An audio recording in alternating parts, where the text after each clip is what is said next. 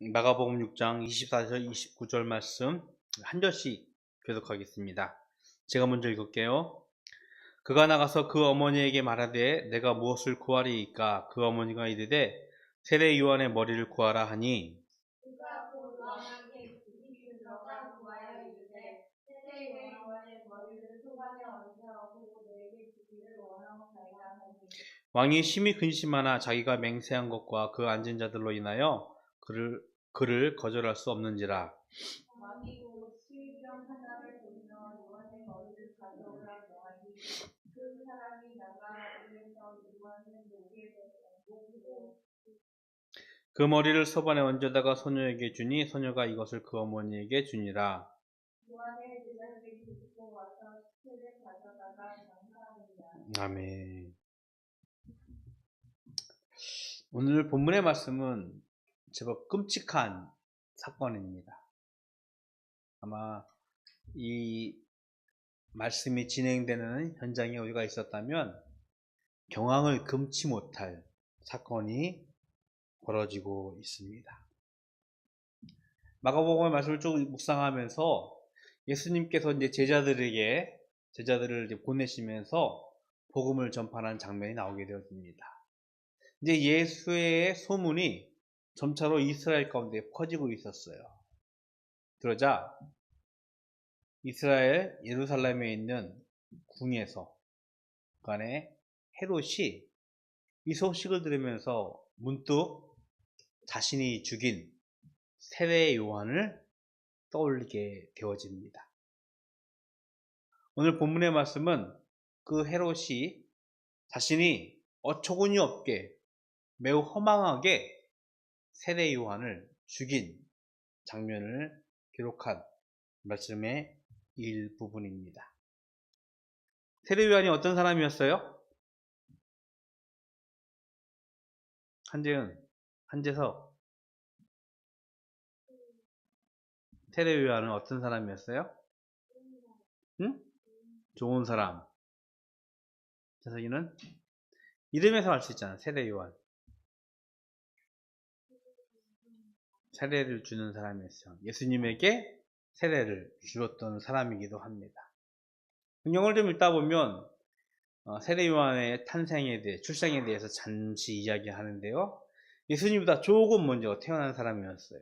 예수님의 먼 친척이라고도 성경에서는 기록을 하고 있습니다. 예수님보다 조금 먼저 태어났지만 일찌감치 유다 지방에 있는 요단강 근처에서 많은 사람들에게 회개를 선포하며 하나님 나라를 준비하라고 하면서 선생님으로, 선지자로 활동하던 사람이었습니다. 많은 사람들이 그를 쫓았고요. 많은 사람들이 그를 선생님으로 생각하면서 어찌 보면은 이스라엘에게 다시 오실 메시아, 그리스도인 양 사람들이 그를 막 추대한다고 할까? 존경하고 있었습니다. 그런데 세례 요한은요, 자신의 역할과 지위를 분명히 알고 있었어요. 자신을 메시아의 길을 곧게 하는, 즉 메시아의 일을 준비하는 외치는 광야의 소리라고 자신을 소개하고 있습니다. 뿐만 아니라 자신을 따르는 많은 제자들, 무리들이 있었지만 자신 뒤에 올 메시아, 그리스도의 신발끈조차 풀 수 없는 매우 하찮은, 매우 낮은 아주 자신을 겸손하게 소개하고 있었던 그런 인물이었습니다. 세례 요한은 어찌 보면 예수님보다 조금 먼저 이 세상에 오셔서 예수님의 길을 준비하게 하는, 예수님의 오심을 준비하는 그런 사람이었던 것 같습니다. 그런 사람이었습니다. 그런 세례 요한이 오늘 본문에서 보면 불의와 부정 앞에서 잘못된 것을 보고 당당하게 쓴소리를 하던, 당당하게 옳은 소리를 하는 이스라엘의 지도자였음을 우리들에게 말씀을 하고 있어요. 당시 이스라엘을 통치하고 있었던 왕은 헤롯이라는 로마의 분봉왕이었습니다. 그런데 그가 결혼을 해요. 근데 어떤 사람이랑 결혼하냐면 자신의 동생 빌립이라는 사람이 있었는데 빌립의 아내 헤로디아를 자신의 아내로 삼습니다. 참 뭐라고 표현할 수 없는 매우 참담한 사건이 일어나는 거예요. 결혼할 수 있는 사람인데 자신의 동생의 아내와 결혼한다는 것. 그것도 물론 자신의 힘과 권력을 사용했기 때문에 그렇게 결혼을 하게 되어지죠. 세례 요한은 당시에 절대 권력을 가지고 있었던 헤롯, 그의 불의, 그의 부정을 방관하지 않고 정의롭게 선포합니다. 헤롯이 자신의 동생을 맞이하여 결혼하는 것은 옳은 일이 아니라고, 잘못된 일이라고 그는 당당하게 정의를 선포할 수 있었던 선지자였습니다. 우리 가끔 매스컴을 요즘에 코로나19 때문에 특히나 그 지난 8.15 광복절, 엊그저께 그 10월 개천절, 한글날 때문에 뉴스를 정확하게 했던 것이 뭐냐면 광화문 광장에서 집회를 열겠다고 하고 있었던 사람들의 모습이에요. 코로나19 위기 가운데 국민의 건강은 뒷전인 채 가짜뉴스로 사람들을 선동하면서 정부를 비판하고 비난하는 사람들을 우리는 좀 걱정스럽게 보고 있습니다. 일부 왜곡된 유튜버들, 아니 심지어 일부 보수 언론들은요, 이런 유언비어들을 퍼다 나르면서 사람들을 막 선동하고 있어요. 지금의 정부를 비판하면서 우리의 시대에 대해서 잘못된 시각을 막 쏟아내고 있습니다. 근데 저는 이런 상황을 보면서 우리나라가 얼마만큼 민주주의가 성숙했는지를 좀 생각해 봐요. 왜 그러냐면 민주주의는요, 잘못됐을지라도 일부 사람들의 의견들에 대해서 무시하고 처벌하고 그러지는 않아요. 과거 우리나라 유신이라든지 군사 독재 시절에는요, 정부를 비판하고 비난하는, 아니 정부에 대해서 쓴소리를 하는, 옳은 소리를 하는 사람들을, 제야인사들을 잡아들고 사람들을 막 서고서는 판단도 하지 않아요. 심지어 죽이기도 하고 고문을 하기도 하고. 과거 유신과 군사 독재 시절과 비교해 본다면 분명 우리 민주주의가 얼마만큼 성숙했는지를 우리는 분명히 상상이 될 수 있을 것 같아요. 어찌 보면 이런 절대 권력을 가졌었던 헤롯에게 세례 요한은 그런 사람인 것 같았어요. 자신의 아픔을, 자신의 부정의를 고발하고 고소하고 쓴소리를 내는 사람, 옳은 소리를 내는 사람을 잡아가 가두었습니다. 근데 성경을 읽다 보니까 이렇게 표현을 하고 있어요. 헤롯이 세례 요한을 잡아두기는 했지만 마음대로는 하지 못했어요. 왜냐하면 그의 쓴소리가, 그의 옳은 소리가 자신의 아픔을 건들긴 하지만 그것이 정의였기 때문에, 의였기 때문에 함부로 하지는 않았습니다. 뿐만 아니라 세례 요한을 대표하고 있는 많은 사람들의 민심이 그 가운데 있었기 때문에 헤롯은 세례 요한을 함부로 하지는 않았어요. 과거 우리 정부는요, 그런 적이 있었어요. 사람들을 막 잡아두고 죽이고 고문하고. 그런데 이 헤롯에게 기회가 옵니다. 자신의 생일을 맞이하면서 많은 사람들이 초대받고 헤로디아의, 즉 자신의 아내 딸이 헤롯을 위해서 춤을 춰요. 너무 기뻐한 나머지 헤롯이 이야기합니다. 소녀여, 내가 너에게 모든 요청을, 부탁을 다 들어줄 거니 말해보라고. 어린 딸이 엄마에게 가서 헤로디아에게 가서 이야기해요. 왕이 나한테 아무 청이라도 다 이야기하라고 하니까 내가 무슨 말을 할까요? 라고 할 때 헤로디아는요 이렇게 이야기합니다. 세례 요한의 머리를 소반에다가 달라. 즉 세례 요한을 죽여달라고 요청을 하게 되어집니다. 결국 세례 요한은요 이 어린 소녀의 청으로 인하여서 죽음을 당하는 매우 허망한 죽음을 당했습니다. 이 장면을 보면서 그런 생각이 나더라고요. 마지막 보수 정권이었던 박근혜 전 대통령 옆에서 대통령을 막 좌지우지했던 사람이 누구였지? 최순실이라는 사람의 어떤 만행이 생각나요. 왕도 함부로 하지 못했었던 세례 요한을요 너무 허망하게 이 여인에 의해서 세례 요한은 죽음을 당하게 되어지고 헤롯은 명령해서 세례 요한의 목을 베고 그 목을 소반에 즉 쟁반 위에 담아서 이 왕 소녀에게 갖다 주게 되어지죠. 세례 요한의 죽음은 매우 허망했습니다. 세례 요한의 죽음은 너무 안타까웠어요. 하지만 우리는 세례 요한의 삶과 죽음을 통해서 이 마지막 때를 살아가는 우리의 삶을 한번 생각해 봤으면 좋겠습니다. 아니, 우리가 어떻게 살아야 할지를 한번 말씀을 통해서 묵상해 보았으면 좋겠습니다. 첫 번째는요, 세례 요한처럼 예수님의 다시 오심을 준비하는 삶을 살아야 될 줄로 믿습니다. 처음에 말씀드린 대로 세례 요한은요, 자신을 그렇게 소개했습니다.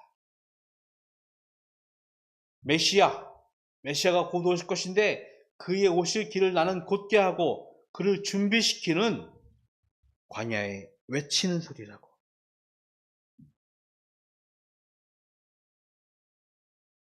오늘 본문 마지막 절에 보면 요한의 제자들이 듣고 와서 시체를 가져다가 장사했다라고 말씀을 기록하고 있어요.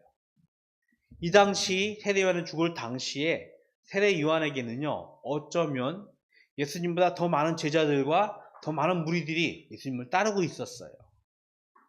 자칫 자신의 어떤 인기, 자신의 지위 때문에 자신의 정말로 해야 할 일을 망각하는 사람들이 있어요. 그런데 교회 지도자들이 종종 그런 경우도 있어요. 어떤 목사는 그런 얘기 했대죠. 하나님 나와봐. 내가 혼내줄게. 자신의 사람들이 막 쫓으니까 자신의 지위가 무엇인지, 자신의 역할이 무엇인지, 자신의 해야 할 일이 무엇인지를 망각하는 교회 지도자들의 모습들. 우리는 분명히 생각해 보아야 할 것 같습니다.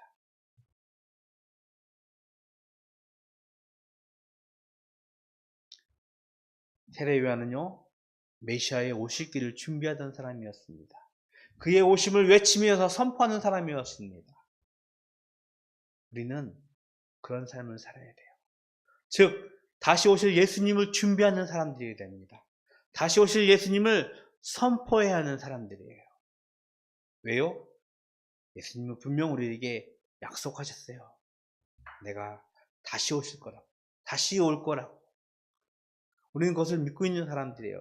예수님의 오심을 기다리고 준비하면서 이것을 선포하는 삶을 살아야 될 줄로 믿습니다. 하나는 거는요, 우리 바닷교회 모든 성도님들의 삶을 통해서 예수님의 다시 오심이 이 세상에 드러날 수 있기를 주님의 이름으로 축복을 드리겠습니다. 우리 삶을 보니까, 저 사람을 보니까, 왜 바닷교회 성도님의 삶을 보니까 예수님이 다시 오심을 우리는 예측할 수 있어. 기다릴 수 있어. 하고 사람들이 인정할 수 있어야 돼요. 두 번째는요, 부정과 불의에 대해서 깨어 있어야 합니다. 세례 요한은 절대 권력자 헤롯의 부정에 대해서, 불의에 대해서 쓴소리를, 옳은 소리를 마다하지 않았습니다. 즉 당당하게 선포할 수 있었습니다. 단순히 잘못을 지적하는 것이 아니에요. 단순히 그냥 너 못됐어 라고 이야기하는 것이 아니에요. 하나님의 선하심과 하나님의 옳으심, 하나님의 정의를 선포하며 그것에 대해서 삶을 살았던 것이 바로 세례 요한이었습니다. 안타깝게 한국교회가 이제는 더 이상 우리 사회에 대해서 쓴소리, 옳은 소리를 할 수 없는 그런 지경에 이르렀다고 생각하는 사람들이 많이 있어요. 그래요. 많은 교회 지도자들의 실수, 또 잘못된, 왜곡된 그런 신념들이 우리 교회 모습을 가지고 있는 것 같습니다. 하지만 우리는 이 시점에 하나님이 가지고 있는, 하나님의 우리가 알고 있는 정의를 기억하면서 그 정의의 삶을 살아야 될 줄로 믿습니다. 바라는 것은 우리 바닷교회 성도들 성도님들의 삶을 통하여서 생명이 존중되어지고 하나님의 정의가 선포되어지는 그런 삶이 되어지기를 주님의 이름으로 축복을 드리겠습니다. 세례 요한은 그렇게 살았어요. 우리 시대를 마지막 때라고 많이들 이야기합니다. 예수님이 곧 오실 거야 라고 많은 사람들이 이야기를 하고 있습니다. 예수님이 언제 오실지는 분명 성경에는 아무도 모른다라고 말씀을 하고 있습니다. 하지만 우리 주변에 일어나는 수많은 사건들, 전쟁과 기근, 가뭄과 홍수, 이런 전염병 앞에서 예수님의 곧 오심을 우리는 예측할 수 있어요. 우리가 이때 예수님의 오심을 세례 요한처럼 준비하고 그의 정의와 그의 생명을 이 땅 위에 선포하면서 하나님께서 우리에게 명령하신 삶을 살기를 바랍니다. 바닷교회가 기도하고 있는 바르고 다른 삶은요, 바로 이 땅 위에서 예수 그리스도의 삶을, 바로 진리의 삶을, 생명의 삶을 살아내는 것이라 믿습니다. 오늘 세례 요한의 삶처럼, 세례 요한의 죽음처럼 메시아를 기대하며 고대하며 생명과 정의를 선포하는 삶을 살아가는 우리 바닷교회가 되기를 주님의 이름으로 축복을 드리겠습니다. 기도하겠습니다. 사랑하는 하나님, 하나님의 사랑과 은혜를 감사합니다. 오늘 세례 요한의 삶과 죽음을 짧은 시간을 통해서 묵상해 보았습니다. 다시 오실 예수님을 우리가 준비하고 예수의 생명과 정의의 삶을 살아내는 저희들 되게 하여 주시옵시고, 그로 인하여서 이 땅에 하나님의 나라가 세워질 수 있도록 주님 축복하여 주시옵소서. 하나님께 구별하여 예물 드립니다. 바닷교회를 위하여 기도하는 많은 분들과 또 우리의 적은 예물 드린 자들 주님께서 기억하여 주시옵시고, 이 물질로 하여금 하나님의 큰 일이 이 땅 위에 이루어지게 하여 주시옵소서. 지금은 우리 주 예수 그리스도의 은혜와 하나님 아버지의 그 크신 사랑하심과 성령님의 교통하심이, 다시 오실 예수님을 준비하고 그 예수의 생명과 정의의 삶을 살아가기를 소원하는 모든 성도들 머리 위에 영원토록